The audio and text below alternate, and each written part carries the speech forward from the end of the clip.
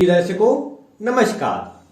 आज आप सभी के समक्ष जो वीडियो लेकर मैं उपस्थित हुआ हूं, इस वीडियो के अंदर मैं आपको कुंडली में बनने वाले 10 ऐसे विशेष योग बताने वाला हूं जिनके होने से व्यक्ति निश्चित ही धनवान बनता है।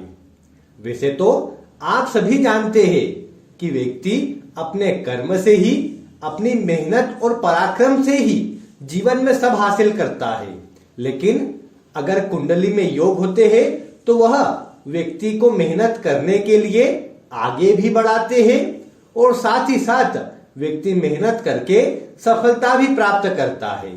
इसलिए आज मैं जो सूत्र बता रहा हूं, आप उन्हें अपनी कुंडली में अवश्य से मिलाते जाइए।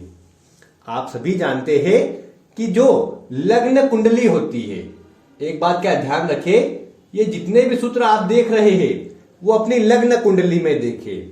दूसरे नंबर पर आप जानते हैं कि यह जो भाव होता है कुंडली का, यह द्वितीय भाव होता है, इसे धन भाव कहते हैं।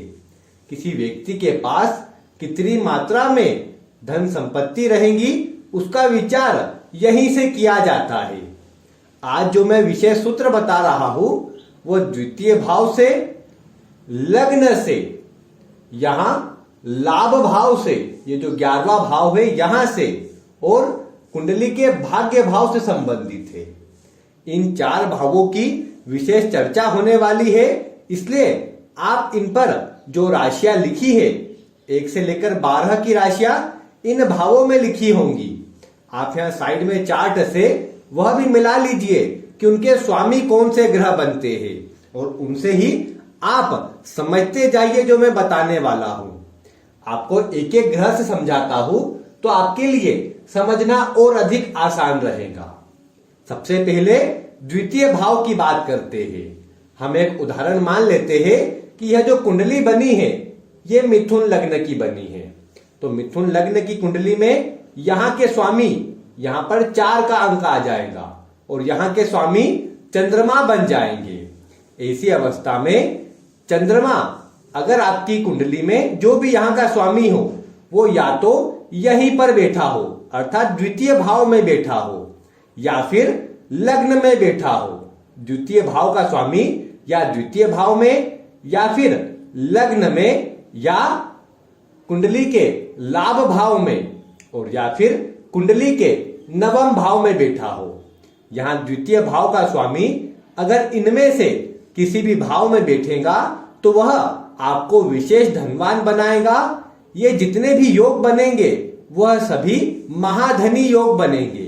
अब जैसे इस कुंडली में चंद्रमा स्वामी बनते हैं, अगर चंद्रमा यहां भाग्य भाव में बैठ गए तो ये निश्चित ही व्यक्ति को महाधनी बनाएंगे और जीवन पर्यंत धन की कमी नहीं होने देंगे। इसी प्रकार आपको अन्य भाव से भी समझना चाहिए। जैसे मान लीजिए कि जो लग्न के स्वामी हैं, जो यहां पर हमने उदाहरण लिया है उसमें 3 का अंक लिखा है और उसके स्वामी बुध बनते हैं। अब ये बुध अगर लग्न में ही बैठे हो, यहां पर ही बुध बैठे हुए हो, या फिर बुध यहां द्वितीय भाव में बैठे हो, या फिर यहां कुंडली के नवम भाव में बैठे हो, और या कुंडली के यहां लाभ भाव में बैठे हो, तो अगर लग्नेश इन भावों में कहीं पर भी बैठेंगे तो यह भी महाधनी योग बनाएंगे और इसका प्रभाव भी जातक को जीवन पर्यंत धन की कमी नहीं होने देगा। ऐसा व्यक्ति धन अर्जित भी करेगा, धन को सेविंग भी करेगा और जीवन पर्यंत उसका लाभ भी उठाएगा। इस प्रकार ये 2 प्रमुख सूत्र हुए जो अभी मैंने आपको बताए हैं। अब इसके बाद हम तीसरे सूत्र की ओर बढ़ते हैं। अगर मिथुन लग्न की बात करें तो इसमें जो लाभ भाव के स्वामी बनेंगे वह मंगल बनेंगे, और ऐसे मंगल अगर कुंडली के यहां लाभ भाव में ही बैठे हो, या फिर लग्न में बैठे हो, या यहां द्वितीय भाव में बैठे हो, या फिर कुंडली के भाग्य भाव में बैठे हो, तो यह मंगल भी विशेष भाग्योदयकारी हो जाएंगे, विशेष लाभकारी हो जाएंगे। अब इसमें आपको मंगल का जो अन्य प्रभाव है वह भी देख लेना चाहिए, या जो भी आपके लाभ भाव के स्वामी बने वह अगर इन भावों में बैठेंगे तो किस किस तरह का प्रभाव वह अपना दे सकते हैं, उसका विचार भी करना चाहिए। अब जैसे यहाँ पर जो मंगल रहेंगे वो जातक को गुस्सेल और जिद्दी स्वभाव का बनाएंगे, लेकिन फिर भी धन में कोई कमी नहीं करेंगे। जातक को पराक्रमी बनाएंगे और जातक उससे धन प्राप्त करेगा। द्वितीय भाव में कर्क राशि आ जाएगी, जहां पर मंगल नीच के रहेंगे, तो यह जातक को कड़वी वाणी बोलने वाला बनाएंगे। हो सकता है जातक गलत मार्ग पर भी धन का व्यय करे, लेकिन धन में कमी नहीं होगी। धन की प्राप्ति ऐसी अवस्था में भी ग्रह करवाएंगे। इसलिए जो जो भाव अभी मैं बता रहा हूं, उन भाव में जाकर ग्रह नीच राशि में या कमजोर भी होते हो, या फिर उनका जो प्रभाव है अगर वह भी देते हो, तो भी आपको यह समझना चाहिए कि धन में वो कोई कमी नहीं करेंगे। अब जैसे एक अगले उदाहरण से अगर हम देखें, तो अगर यहां पर 4 का अंक लिखा है, अर्थात कर्क लग्न की कुंडली है, तो कर्क लग्न में भाग्येश गुरु बनते हैं। अब ये गुरु अगर कुंडली के लग्न में आकर के बैठ जाए, तो यह गुरु भी अर्थात भाग्य भाव का स्वामी लग्न में बैठे, या फिर कुंडली के द्वितीय भाव में आकर के बैठे, या फिर कुंडली के लाभ भाव में बैठे, या भाग्य भाव में ही बैठ जाए, तो ऐसी अवस्था में यह भी विशेष लाभकारी योग बनता है। इस योग में भी धन की कभी कमी नहीं होती है, और ऐसा जातक अपने जीवन में अपने मेहनत पुरुषार्थ से अच्छा धन अर्जित करता है। अब जैसे यहाँ पर गुरु उच्च अवस्था के भी हो गए हैं, तो ऐसे जातक को विशेष धन की प्राप्ति होगी, थोड़ा नहीं और अधिक धन की प्राप्ति होगी। इसी प्रकार आपको भी देखना है कि आपके भी लग्न के द्वितीय भाव के, यहां लाभ भाव के और भाग्य भाव के स्वामी अगर इन भावों में ही मजबूत अवस्था में बैठ जाते हैं, तो आपको ये अकूट धन संपदा का मालिक बनाएंगे। अब ये हमने 4 सूत्रों की बात करी। अब दूसरे नंबर पर हम इन ग्रहों में बनने वाले कुछ जो योग होते हैं, इन 4 भावों के स्वामी से जो धन प्राप्ति के योग बनते हैं, उनकी चर्चा करते हैं। सबसे पहले यहीं पर अगर देखें तो द्वितीय भाव के स्वामी अर्थात धनेश और लग्नेश आपस में परिवर्तन कर ले। लग्न का स्वामी द्वितीय भाव में बैठ जाए और द्वितीय भाव का स्वामी लग्न में आकर बैठ जाए, तो ये भी विशेष राजयोग है। इस योग में जन्मा जातक जीवन पर्यंत कभी धन की कमी नहीं महसूस करता है। वो जैसे ही कार्य करता है, उसे आसानी से धन की प्राप्ति हो जाती है, और धन कमाना उसके लिए बड़ा ही आसान रहता है, अगर लग्न का स्वामी द्वितीय में और द्वितीय का स्वामी लग्न में हो तब। अब भले ही यहां पर हम जैसे कन्या लग्न भी बना ले, तो यहां पर शुक्र जो होंगे वो नीच राशि के हो जाएंगे, और यहां पर जो बुध है वो यहां पर मित्र राशि में हो जाएंगे, लेकिन फिर भी परिवर्तन से भी नीच भंग योग बन जाएगा, और ऐसे में भी जातक को विशेष धन की प्राप्ति होगी। इसलिए यह योग बना हो आपकी कुंडली में, तो आप निश्चित ही भाग्यशाली भी है, और धन भी आपको बहुत अधिक मात्रा में मिलने वाला है। इसी प्रकार इन 2 भाव के स्वामी, लग्न का स्वामी, द्वितीय भाव का स्वामी, या तो लग्न में, द्वितीय में, चतुर्थ भाव में, पंचम भाव में, सप्तम को छोड़ देते हैं क्योंकि थोड़ा यह आपके स्वास्थ्य में कमजोरी कर सकता है, धन के लिए अच्छा है, इसे भी ले ही लेते हैं। नवम भाव में, दशम भाव में और एकादश भाव में लग्न के स्वामी और द्वितीय भाव के स्वामी।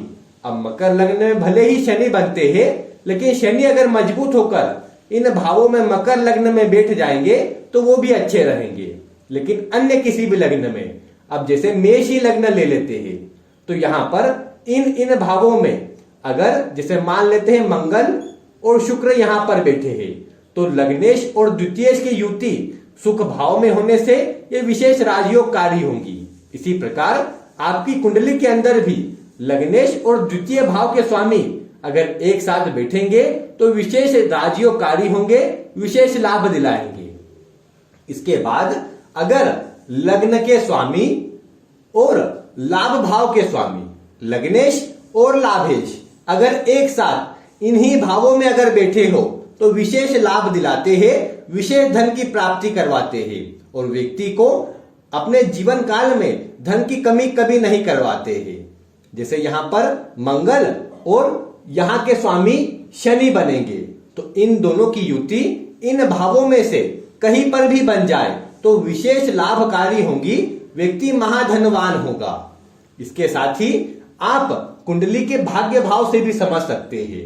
लग्नेश और भाग्येश की युति जो यहाँ पर मंगल और यहाँ गुरु बनते हैं, ये दोनों भी अगर इनमें से किसी भी भाव में बैठेंगे तो ये भी आपको विशेष धन दिलाने वाले हैं और विशेष लाभ की प्राप्ति करवाने वाले हैं। इसी प्रकार आप द्वितीय भाव से भी देख सकते हैं। अगर द्वितीय भाव का स्वामी और लाभ भाव का स्वामी एक साथ इन किसी भी भावों में बैठ जाए तो वह भी विशेष लाभकारी होगा और भाग्य भाव का स्वामी और द्वितीय भाव का स्वामी भी अगर एक साथ बैठ जाए तो विशेष लाभ की स्थिति बनेगी, व्यक्ति धनवान भी होगा और जीवन पर्यंत अच्छा धन अर्जित करेगा। आप लाभ भाव और यहाँ द्वितीय माफ कीजिएगा लाभ भाव और भाग्य भाव से भी इस प्रभाव को समझ सकते हैं। या तो यह दोनों ग्रह परिवर्तन में हो या फिर इन ग्रहों में आपस में युति करके बैठे हो तो इसका प्रभाव बहुत श्रेष्ठ मिलता है और जीवन पर्यंत कभी धन की कमी नहीं होती है। यह जो मैंने कुछ आपको सूत्र बताए हैं ये है तो बहुत आसान, आपको कुंडलियों में मिल भी जाएंगे, लेकिन इनका प्रभाव बड़ा ही दिव्य है। बस आपको देखना इतना ही है कि जन्म कुंडली में जो लग्न भाव के स्वामी होते हैं, यहां लग्न भाव के स्वामी, द्वितीय भाव के स्वामी, लाभ भाव के स्वामी और भाग्य भाव के स्वामी, ये चार ग्रह किसी भी प्रकार से आपस में संबंध बनाते हैं युति के द्वारा, दृष्टि के द्वारा, परिवर्तन के द्वारा, तो निश्चित ही आपको इनका शुभ प्रभाव मिलेगा। और ये ग्रह योग जितनी मजबूत अवस्था में होंगे, जितने मजबूती के साथ षड्बल में भी होंगे, उतना अधिक आपको शुभ प्रभाव देंगे और जीवन पर्यंत आपको कभी भी धन की कमी नहीं होगी। इसलिए आप भी अपनी कुंडली में इन योगों को मिलाकर के देखिए, इनमें से कितने योग आपकी कुंडली में लगते हैं और जितने अधिक योग आपकी कुंडली में लगेंगे आप निश्चित ही उतने अधिक धनवान बनेंगे। उम्मीद है आपको आज की वीडियो पसंद आई होगी और आप ऐसी ही वीडियो देखने के लिए चैनल के साथ जुड़े रहेंगे। मिलते हैं फिर किसी ऐसी ही रोचक वीडियो के साथ। वीडियो देखने के लिए आपका बहुत बहुत धन्यवाद।